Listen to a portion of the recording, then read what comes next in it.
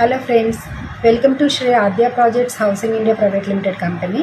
So buyers, the property కొనగానే సరిపోదు, flat మన పేరు మీద రిజిస్టర్ అయినప్పుడు మొత్తం ప్రాపర్గా సపోర్టింగ్ డాక్యుమెంట్స్ అనేవి, for example income tax certificate, mutation certificate, property tax certificate, ఇవన్నీ సపోర్టింగ్ డాక్యుమెంట్స్ అనేవి మీరు కలెక్ట్ చేసుకోవాలి. మీ పేరు మీద అప్డేట్ అయ్యి ఉండాలి. ఓకేనా?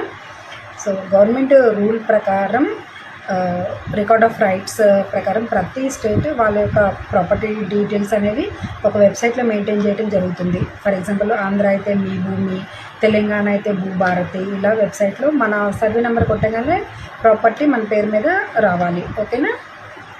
సో అగ్రికల్చర్ ల్యాండ్ కాకుండా గవర్నమెంట్ రూల్ ప్రకారం ఇతర ఏదైనా కమర్షియల్ ల్యాండ్స్ కానీ ఫ్లాట్స్ కానీ కొన్నప్పుడు అమౌంట్ అనేవి 50 lakhs క్రాస్ అయితే 1% డిడక్ట్ అయ్యి మనం గవర్నమెంట్కి టీడీఎస్ పే చేయాల్సి వస్తుంది. ఓకేనా?